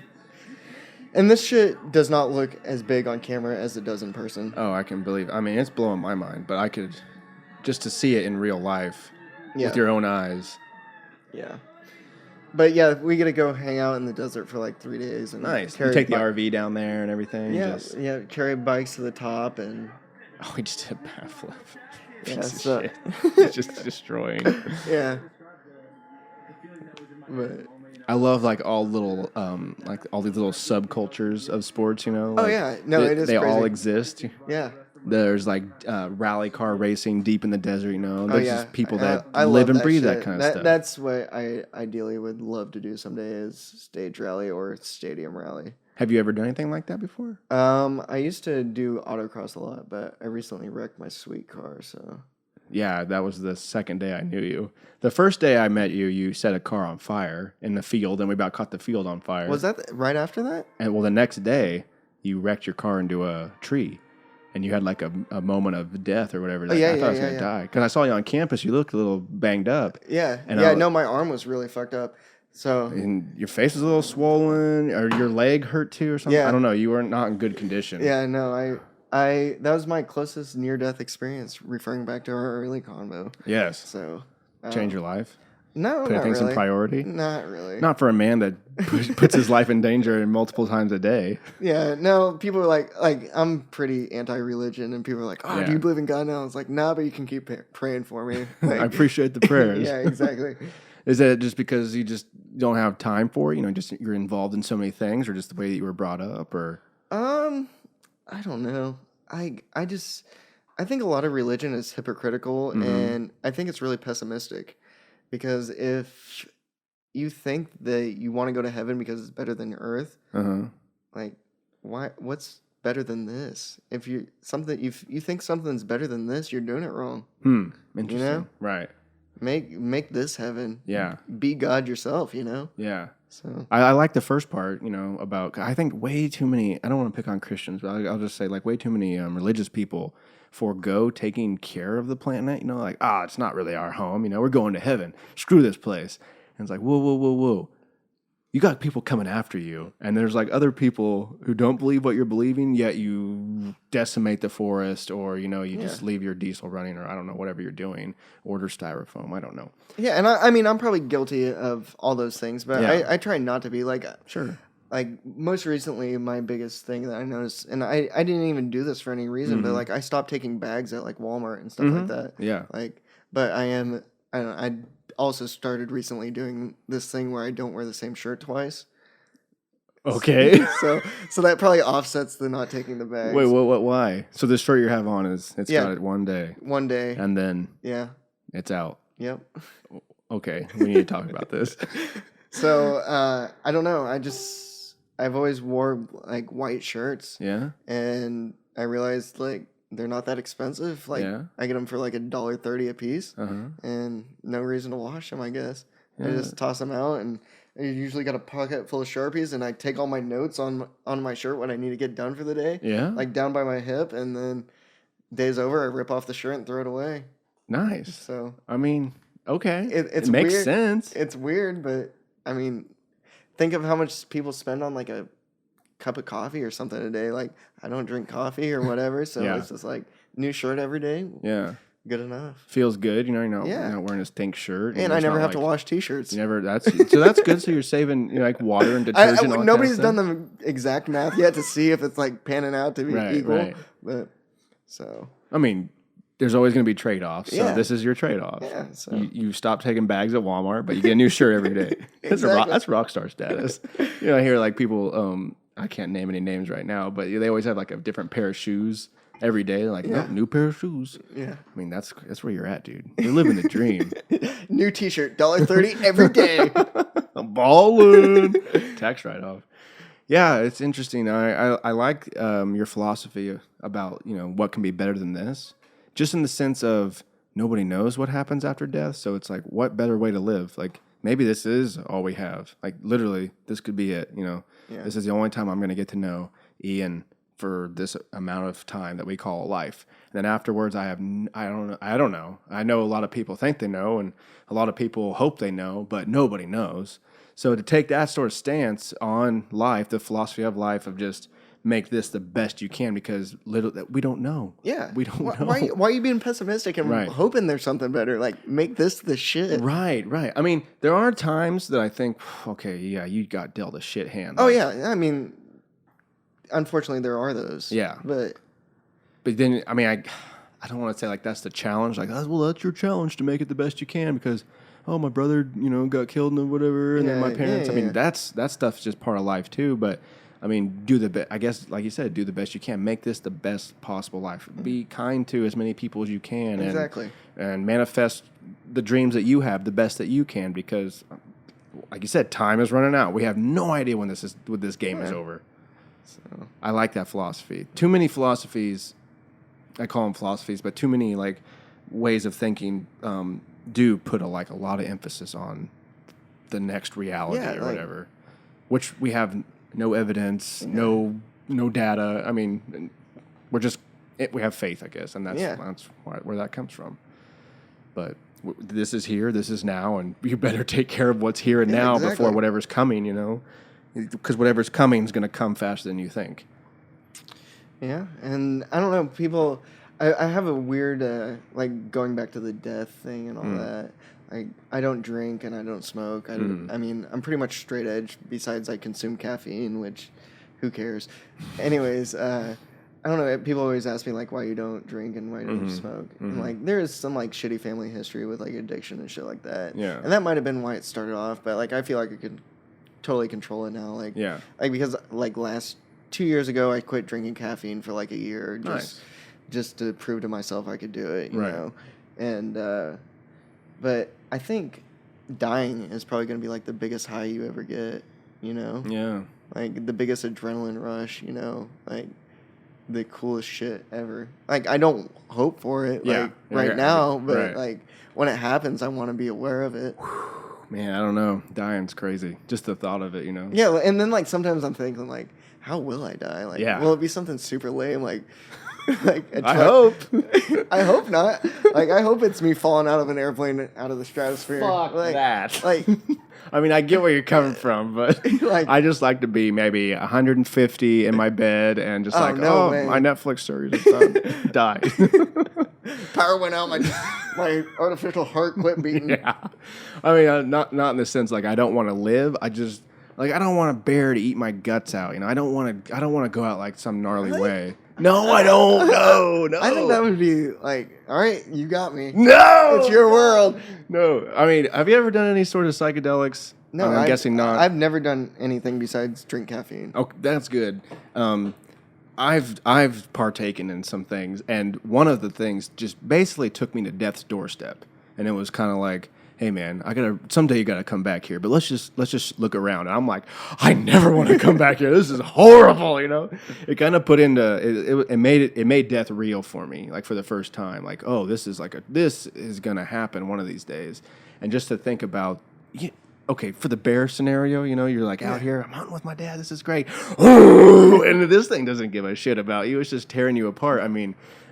That moment's gonna suck. Maybe on the other side, I'm like, I died by a bear. Yeah, but like getting killed by a bear is something like fucking, I don't know. I don't want to sound like a hippie or something, but like getting taken out by nature or something would be way cooler than getting shot by like some thug that's just trying to get like $25. You know? that and that's scenario. Or like laying in a rest home where nobody gives a shit about. That sucks too. So like I don't know. I think going out by bear death would be pretty tight. I mean, okay, but let me be like 70 when it happens. Yeah, let me live my life and not too painful, man. Just tear my throat out. Like tear my throat out first. No, I don't want to be like laying there getting eaten.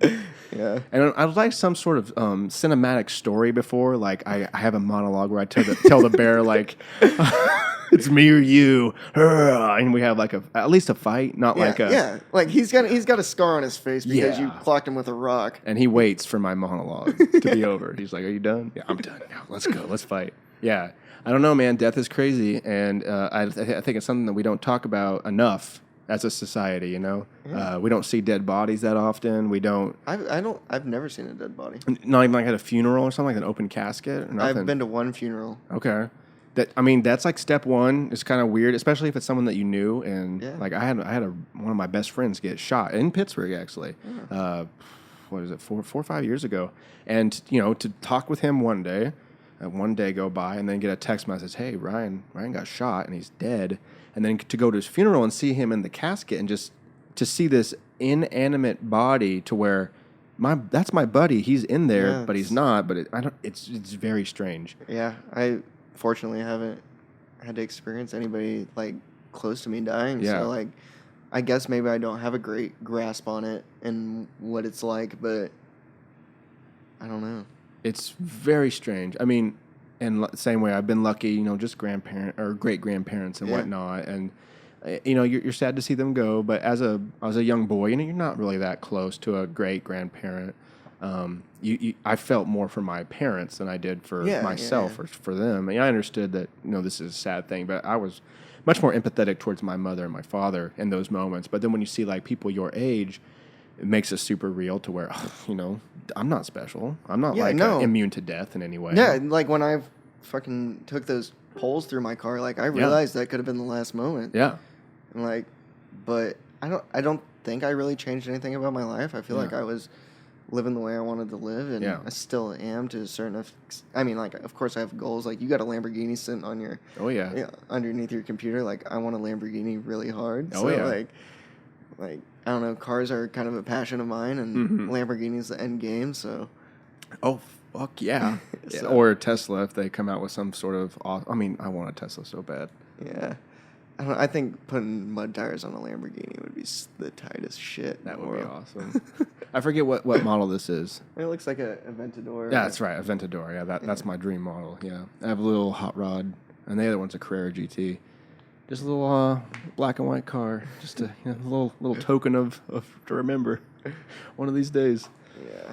But yeah, I think that's a big draw about like who you are is you have this aura around you as far as you do what you want to do. There's not much doubt in your mind. There's not much negativity. You know, I don't really see you bitching or complaining. And from when we've, been together, you just... I mean, I bitch at my friends when they're bitches, but... Oh, yeah, right. But that's an appropriate time to bitch. It's not like, oh, damn, I wish the flamingo would have gone farther. You're just like, we went half as far as the people with the wings. That's fine. You're a glass half full kind of guy. Well, I am kind of salty about the flamingo deal. I didn't mention it before. Shit. So, I was supposed to do a front flip off of it. Okay. And Did you ride this thing off the cliff? Yeah. Is there footage of this? Yeah, but it's not public. I Okay, don't know how to... I mean, I can show it to you, but I don't know how to show it to the world. I believe you did it. Okay. Anyways, I was supposed to do a front flip off of it, and I told the guys pushing me in, like, hey, push me slow, or not slow, push me steady, not jerky, don't shove me. Yeah. Because I'm going to flip off of it, and I need a smooth base to jump off of. And so the platform was like 22 or 24 feet, and I was sitting another 8 feet on top of this flamingo. So I was like, 32 feet up max. And then I was about to flip, and they shoved me super hard. No. I about fell off the back of it, and so I wasn't able to execute the front flip. And instead, I regained my control on top of it and just jumped out in front of it. Nice. So, and then they count where you land on the thing. So 42 feet off of 30 foot. So that's a pretty decent speed. Absolutely. So. Do you think you could have like a wingsuit? To, like, I mean, you jump off could, and, like, but you I don't go- think you're going to gain enough speed. Okay. I mean, unless you got like Usain Bolt pushing you or something. Like 30 of those guys. Yeah. No! Can I get 3 Usain Bolts on my team? And... Here we are. And the Mountain. Do you watch the Game of Thrones? I do not. Oh, God, dude. There's this guy. His name's the Mountain. I don't know how to pronounce his name. He's like a Norwegian or Icelandic guy. He's huge. If you just had maybe 3 of those guys pushing your flamingo, you'd win. Yeah, we have this guy. I kind of doubt you've ever met him, but his name's Chad. He's just a giant farm dude. Okay. He's not really a farm dude, but he's just a giant dude that can do anything. Okay. Like, there was a 5K in town, and he accidentally won it. Like, What? yeah, like just like brute like strength, but like he's got like this. No offense, Chad, if you ever listen to this, but he's got this little bit like dumb in him that just goes harder than anybody. Yeah, and like where normal people would quit, he just keeps going. So, and we always have this like whenever we do something manly, we say, "Oh, I'm Chad," you know. No. The Chad me is coming out. Yeah, like Chad ass. Like, dude, we have so much like Chatterall, like that is so many awesome. different things for it. But no, he was on my team, and he was the one that kind of shoved me a little hard at the end. Oh, yeah, But yeah. it's just in his nature. I don't know why I didn't expect anything different. Right. Well, I mean, Thanks, Chad. shout out to Chad. Are they like? Could they like fall off this cliff? Oh Or yeah, no? they definitely could have, and Yeah. they said, "Okay, we're not going to stop pushing you. We're just going to go in after you." Oh, And I was okay. like, "No, I don't want you to land on me." Yeah. Because 30 feet of 180 pounds on Yeah. top of water is probably not that. Around your neck. Yeah, Not good. like Not not good. that cool. So But if you could figure out a way to push and then run through, that would be the key. Yeah, like off to the side or something. Yeah, but, off to the side to where but- you're not going to get crushed by a giant flamingo or, land on one of your buddies. Yeah, so but they did have the opportunity to jump in afterwards, and Nice. they did. So, Nice. but yeah, so that was cool. That is cool. And then you got the flamingo, you got the rampage, all that good stuff. Anything else? Anything else? Do you do anything? I mean, you do a lot for Red Bull. You do stuff on the side just for buddies? Like, well, I guess the car on fire was for Red Bull too, wasn't it? Yeah. Well, that was kind of for us to try and win a trip to Europe, but like, yeah. Did it pan out? No, it didn't. It did not pan out, but I mean, people, I don't know. We go to those events and like all the dudes that like work for Red Bull, they like make us sound like we're legendary or something. Like people come up to us and like, "There's legend. You set a limo on fire." It's like, yeah, it was a dumb move. We kind of regret it. It didn't work out the way we hoped, Right. but yeah, we set a limo on fire. We missed that So limo. what?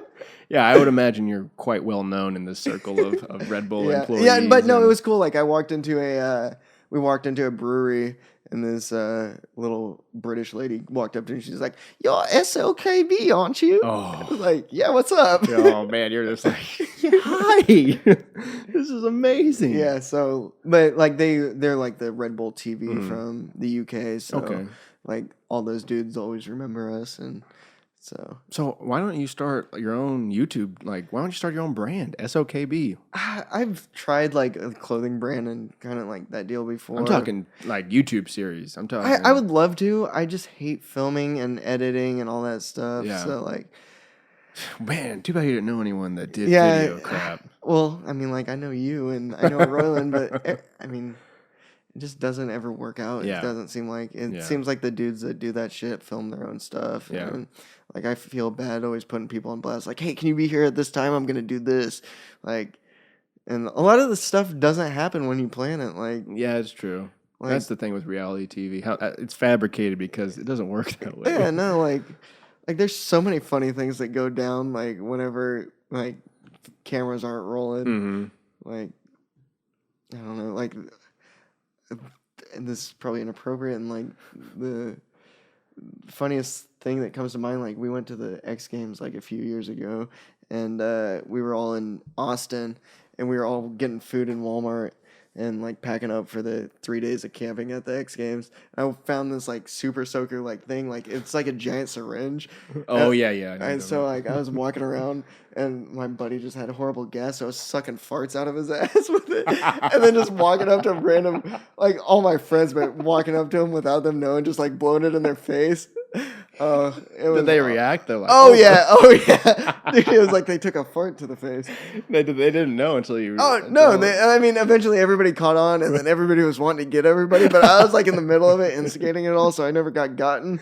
Right. So, but the best was like this buddy that I always pick on. Sorry, Weston, and Chad Weston. I got him to fart in it like real good, Yeah. and like sucked like good cubic foot of fart or whatever.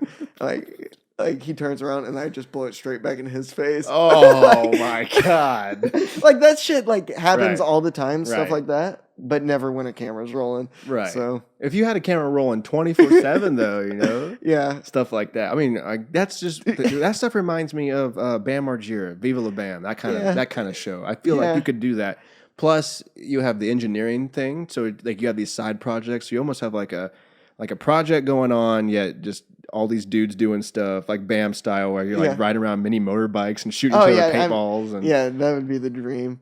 yeah, I mean, I don't know. I think it's possible. We should maybe spitball some more. Yeah, maybe we can ideas. film a trailer and send it off to like production company or something. Oh, that would be awesome. And then get just funded and just like here, fund yeah. it. And just Or yeah, and quit then every you be the job. production company and I'll be the show. That would be the greatest thing ever because I could quit the restaurant gig and just live the dream, dude. Perfect. You ride bikes down hills and jump flamingos off whatever, and I'll edit it all. I think it'd be awesome. It's such a like we were talking about earlier about as far as the custom life. It's about doing it yourself these days too. Yeah. The DIY. Everyone's DIY. Yeah. And YouTube and Vimeo and everything else allows you to start a brand or a production of some sort, you know. You can have your own freaking website. I have Colton Cipher. I have my name.com, you know, like, Yeah. and I can put all my content there, whatever you're into or whatever you're doing. Yeah. I mean, so my buddy's got this this marketing company he works Mm-hmm. for, and they do like some website design and stuff. And I haven't got it yet, but since I am straight edge and all this, I wanted to start selling my pee. ENSP.com where gold is cheap. It was gonna be Oh, yeah. Yeah, so hopefully you should have different, like, this is asparagus, this is coffee, like, different brands, you know, like different flavors. yeah. This is really dehydrated piss. Yeah, just super dark, just yellow. just Concentrated will like vapor distill all the water out of it. Oh my god, I think that would be a hit. I had a really, anyone steals this idea, well, good for you, but I've been wanting to do it for a long time. I want to make a website called Pit Shits, and I want to go through every bathroom at Pitt State and rank it, and just like No, yeah, that's a great idea. take pictures of each like bathroom and be like, this bathroom cleanliness is rated this, smell is rated this, and then so stupid, and then rate it like overall, like this one's a B, and it's best for quick pees in between classes. You know, this one's for Take taking your chick to this one. Stall wall super solid. Yes, but I wanted to make little videos for each one to where like a guy named Greg would rank each one and be like, would like almost like a real estate video. So like a Yelp with video for bathrooms. Yeah, but it's totally just a sham, just to make people laugh. Yeah, totally. But then did you ever watch not Full House? Tim the Tool Man? I forget what Home Improvement. You ever watch Home Improvement? I'm really bad. I don't watch TV. That's good. I don't. I mean, I social media all the time, just like on my phone when I'm driving and stuff like that. But while you're driving, yeah, of course, allegedly, yeah, don't admit that. No, so there's an old TV show with Tim Allen. You know Tim Allen, yeah, and it's called I'm pretty sure it's called Home Improvement, but it's just like about this hardware guy like owns a hardware show and they fix shit and blah blah blah. Anyway, there's a character, I forget his name, but he's like the neighbor. And the entire series, as far as I know, maybe one of the finales, but the entire series, you only see his eyes, like from across the fence. He goes, "Hey neighbor, how's it going?" I wanted to have a character like that in the bathroom, and you'd only see his feet taking a shit or taking a piss. And, oh, Craig's in here, and then he would be like, "Oh, this is one of my favorite bathrooms," or whatever. Just stupid shit like that, dude. Toilet seats cocked to the left, 33 degrees. Yeah, I'm gonna perfect for my bad hip. I'm gonna have to rank this one a C because it stinks really badly. I kind of had an idea similar to that way back, and I think technology is just getting to where it could happen. Yeah, but kind of like a VR version where people didn't have to scribble on the walls with a Sharpie; they could just be in a bathroom and then scribble on the walls. That would be cool. Yeah. Augmented reality. That's what you're talking about. Yeah, so whatever. Write your jokes and don't graffiti the bathroom. There's a fascinating thing. I don't know if there's a term for it, but it's based in augmented reality to where you can. It's almost like geocaching. Was it caching? I don't know. Geo whatever. I don't know. But you can hide certain things within the virtual world upon the real world. So, for instance, let's pretend that we have augmented contacts in. And I say, Ian, come to my house, and on the wall there's a picture of my mom. Go look at that. And so I'm not there. I'm at the strip club, and then you come in and you go to my mom's picture, and then in the picture is a little note that only you can see and have a password for, and then you can open that, and it's hidden in that picture. The way that you get that note is that your augmented technology in your lens recognizes the photo and goes, "Oh, there's something behind it." I used to do this with a little app on my phone, and there was something on my fridge. I can't quite remember what it was, but it was like a very distinguishable picture where my camera on my phone could recognize it very easily. I would film a video of me talking to my girlfriend, now wife, and saying, "Hey, this is where I went, this is what we need to do today. Hope you have a great day." And all she had to do was take her phone, and once it recognized that image, it unlocked the video and played it for her. Nice. So what you're talking about is super possible because it's just like we could go into a bathroom and just write all over the wall, I say in air quotes, and then you come in after me and go, "Oh my God, look what Colton wrote," and then there's nothing on the wall. There's literally nothing. Yeah. But you see it. Shit on the walls. That gross bastard. Right with poop. The poop chalk. It's like 99 cents to get the poop chalk. just to get some revenue. This is going to fund our TV show. There we go. Dude, those guys started augmented poop wall writing. That's, whatever. We're famous for it. I always think about that, like the guy that made Pocket Pussy. Like, he's a freaking millionaire, or billionaire, whatever he is. But, like, what happens when someone's like, "Hey, how'd you make all your money?" He just tosses him one. "What's this?" "That's how I made my money." Like, can that guy go to, like, Christmas and be normal? Like, well, Kevin, he's an engineer, and Dale, he's a doctor. Oh, Christy, lawyer. Oh, and he's the pervert that invented the pocket pussy, and he's richer than all of us. Right. Oh, that's his Lamborghini in like flesh pink out there. And everyone's like jealous of him. I mean, I guess if that's how you made your millions, then good for you. He's fulfilling a niche or whatever. So good for him. I wish I had that kind of money and balls to be able to. Grandma, I bought you a house. Who paid for this?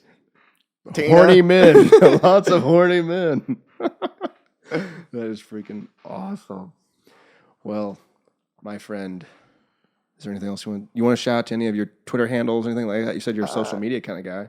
Yeah, I don't have Twitter though, so I guess I'm not a true social media guy. Well, I actually got rid of Twitter. I didn't use it that much, and I Okay. just felt like it was people just like It is the reason sucking the that world's dick. I don't know. It just wasn't my thing. I do like Instagram a lot though. Yeah. So I feel like them with longer videos now, like that's where everything's gonna be at. So. I agree. They have longer videos, and they also have like the Snapchat type of Insta Snap is what the they call story it. or whatever story, yeah, kind of deal. right. Yeah, and I don't know. You don't have the bitching of Facebook. It's not like, oh my husband beat me today. Right. Like this, like it's just cool shit. Let me tell you why Trump should be president. Yeah. Yeah. Yeah. I agree. There's a place for everything. The only reason I kind of hang around on Twitter is Joe Rogan's on Twitter, and like a lot of scientists. Oh yeah, on no. Twitter. I mean, Twitter's great. It's a great communication tool, but I just feel like everybody I know that has Twitter uses it to bitch. Oh, you right, know? right, You know, right. I don't need that negativity. Yeah, I So, understand. and I mean, I do follow famous people, but I'd rather see what they're doing than hear what they're saying. Yeah, I hear you. Well, the thing with Twitter for me is that I think it's the highest possible chance of going viral. Like, I think you can hit the most people with Twitter. Yeah. So, like, when I post this episode or whatever, and we have our picture of, we talked for 2 hours, I feel like all that has to happen is Hillary Clinton has to retweet that, and then, you know, I've hit 30 million people instantly. Yeah, no, that's fantastic. I mean, Instagram, I don't know the whole hashtag thing. Yeah. Understand how it works, right? You hashtag a word, and it's basically like it puts it in a database, Yeah, a right? category. And makes it searchable. Yeah. I don't know if Instagram started that way. I don't think Facebook did. I don't think they had that capability. I think Twitter really put No, I hashtag think they were the OGs. Yeah, but now they do. Now Instagram does. Like, here's a little travel hack, and you probably know this, but for the listeners, like if you go to a place that you're not familiar with, say Cancun, and you're down there, like, oh, what should we do? A quick way to like see what everyone's doing is just go to Instagram and hashtag Cancun and look at all the pictures. Yeah. So like, where's everyone taking pictures? What's everyone doing? Oh, I don't know anything about Cancun, but they're at this beach, and then you just Google it and then go to that beach or whatever like that. So. Yeah. Shout out to Colin Crossan for telling me that one. Yeah, a little travel hack. But you want to give a shout out to your Instagram? Yeah, it's just at Youvan. I got an original name, so I don't have to have like underscore or anything. Pussy Destroyer 69. No, it's just Ian Youvan, IANYOUVAN, and that's my Instagram handle. And I guess if you want to creep on my Facebook, same. Yeah. Danger's the middle name on Facebook, though. That's right. Ian Danger Youvan. Hashtag SOKB. Probably see a lot of stuff like that. I mean, if you start digging around on Instagram, you're probably gonna you can creep on Ian a little bit. Yeah. And see what he's been up to. Yeah, I do a lot with car stuff, Subarus. So Nice. Currently building like a rally car and Really? yeah. Okay. So yeah, the car I wrecked, I put a okay. full roll cage in. It's gonna be built to like 600 horse. It's gonna So the wreck wasn't like it wasn't. Oh, It's no. not over. It was just. Oh yeah, it was definitely over for anybody else that had like Right. common sense. But you have skill. But me, I was like, I think if I hit it with a hammer a few times and weld some shit on it, I think it'll be okay. It's the Chad in you. Yeah, it's the Chad in me. But no, so it's I don't know, Subaru stuff I do a lot of. Yeah. and- Where do you work? Like where do your projects mostly happen? Because I've been to your house. I think that was your house with the turtles inside. Yeah, we recently moved. Okay. But yeah. Your backyard was littered with a fort. There's like a fort thing back there, skateboard ramps. Yeah, it just that looked got like out a of playground. control. Well, it was awesome. It was perfect. Yeah, we had like a above ground swimming pool full of couch cushions that was like a foam pit. Yeah, I with mean- like a 30-foot roll in to like a 15-foot gap.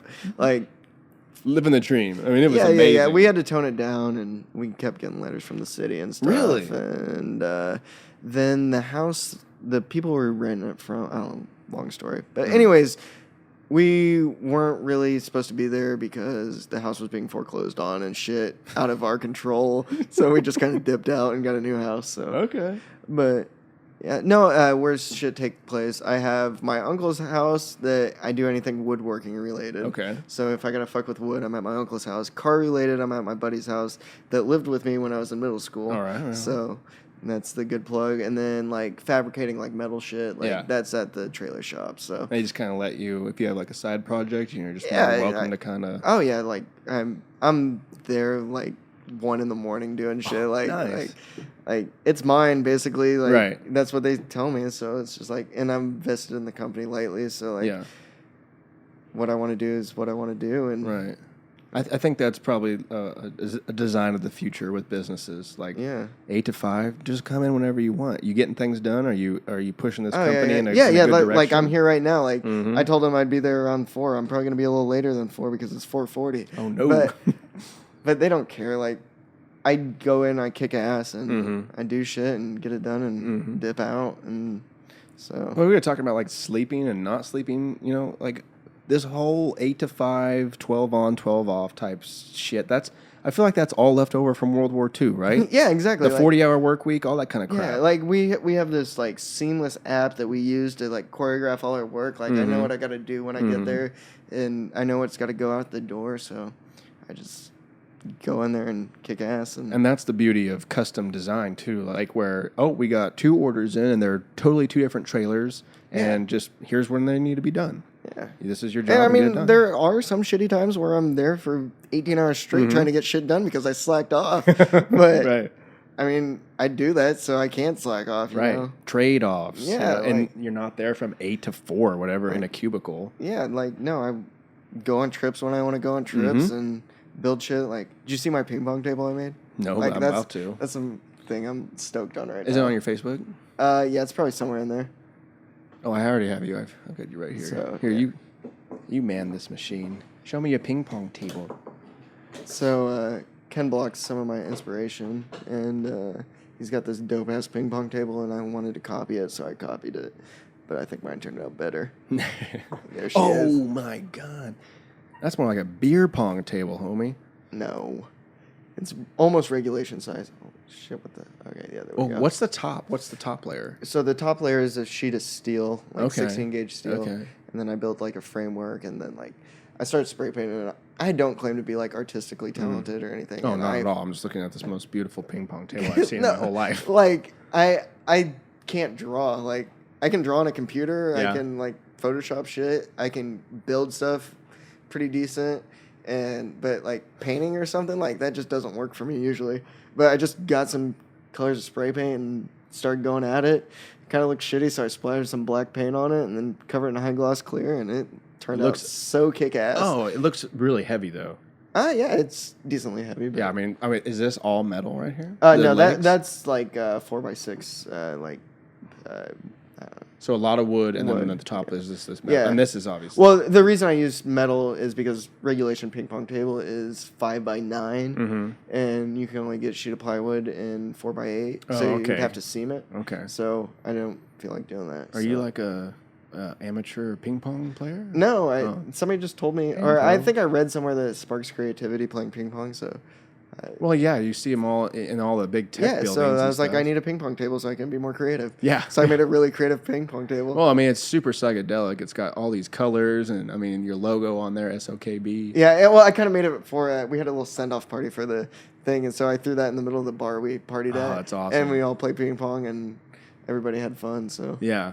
I'm sure you learned this in your creative engaging. What innovation creation was that? Innovation engineering. Innovation It's engineering. like not, it shouldn't be called engineering because we didn't do any math or anything like that. Right, but like you are like you're putting yourself up to be more creative. Yeah. A lot of that is like tiny little games like ping pong, like it's so simple. I have a paddle, you have a paddle, and there's a ball, like back and forth. Yeah. It's like it's like clearing your head, right? Like we just let go of everything right now, and it's just me, you. You and focus on that task, and then you're like, okay, my head's clear now. I can think of something new, you know? Right. If you're worrying about your girlfriend or your rent or anything, you know, you're probably not going to be able to solve this whatever problem that you're looking at as efficiently as if it's just you and your buddies and you're playing some ping pong, you know, or whatever.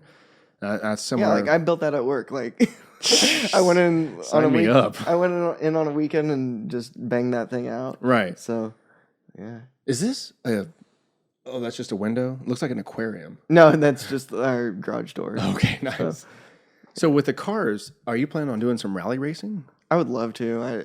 I mean, right now my pocketbook won't support that, but To actually build it or to like pay a way to get in? to like tour and do that kind of shit. okay. Like I'm building it. Like it'll be done here soon, Yeah. which I'll probably get at you to do some sweet videos and drone shots. Dude, I was going to say, I got this really good friend, and before you had kids, Tony, I love you, but before you had kids, you were really good. He was a really good golfer, like really good. Yeah. And he was just kind of like a once a week kind of guy, but like had some serious talent as far as golfing. And I was trying to get him like, hey man, just practice a couple more times.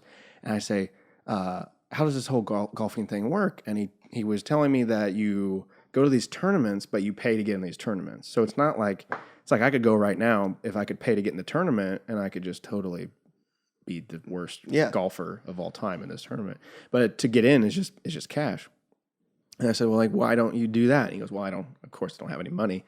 I had this huge, like, we shot some like test video of him playing golf, and I had an interview, and this was like before Kickstarter really took off, and we were trying to raise some money for him to like start this tournament sort of thing. So like, if you want to do that, where you get interviewed, and you know this is your car, and this is like your dream, and like, hey, we just need, I don't know, a couple $1,000 to race, and We just need like $1 million for a year.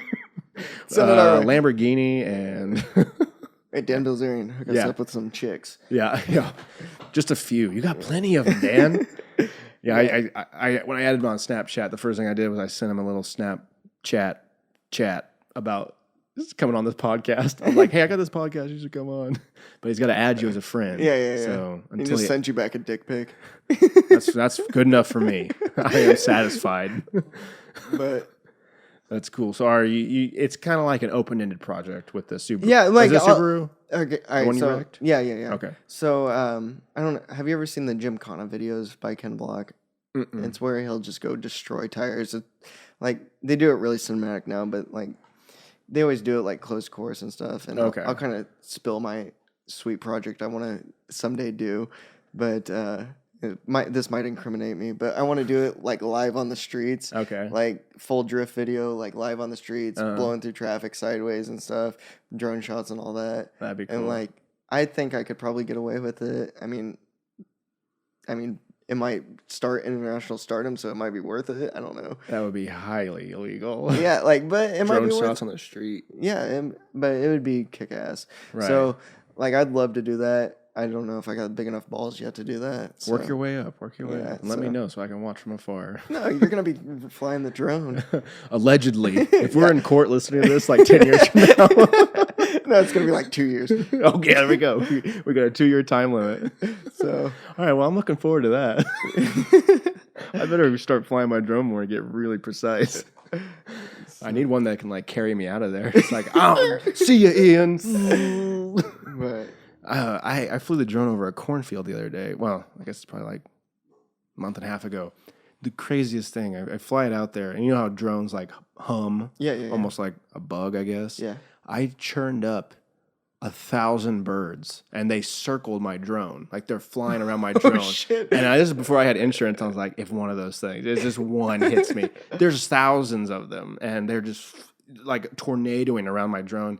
And I did get some pretty good footage, and I'm gonna put it in the reel because there's so many freaking birds. But it scared the crap out of me. I don't know where I was going with that. Flying the drone, I guess. I don't know. Just 1 million birds were churned up, and it was crazy. Weird side story to end on, but still. yeah. Anyway. All right, so it's Ian Youvan on Instagram. He's got a Facebook. Hit him up. Check out the hashtag SOKB, straight out of Kansas, baby, or stay out of Kansas, bitch. Whatever you prefer, you know. We're friendly folk here. All right, man. Thanks for coming on the podcast. Yeah, I appreciate dude. it. It was fun. Yeah, dude. I know you made My a long first trip down one. here. Yeah, it was freaking awesome. I know you gotta get to work, so I don't want to keep you too much longer. Yeah. And we've covered some good ground. Still got 20-minute drive back up. Yeah. But all right, well, good luck with school. Keep us updated. Keep me updated with your projects. Hold on, I gotta take a Snapchat to prove to my friends I'm cool enough to be on a podcast. Episode 19, baby. What episode? It's episode 19. Episode 19, SciFi and Friends. Boom. We're live. Well, sort of. Ian Youvan, everyone. Thanks for listening today. The SciFi and Friends podcast, episode 19. We will be back tomorrow with mystery guest because I've been slacking and haven't sent out any text messages about getting anybody on. I have a couple people, but everyone seems to be off on Wednesday, Thursdays nowadays, and I do my podcast Monday, Tuesday. You can't screw the schedule. Well, we'll figure it out. We'll get someone on. If there's someone you want to hear and they can come on tomorrow, shoot me a Twitter at SciFi and Friends or Facebook at SciFi and Friends podcast. And have a great Monday night. We will see you tomorrow. Peace.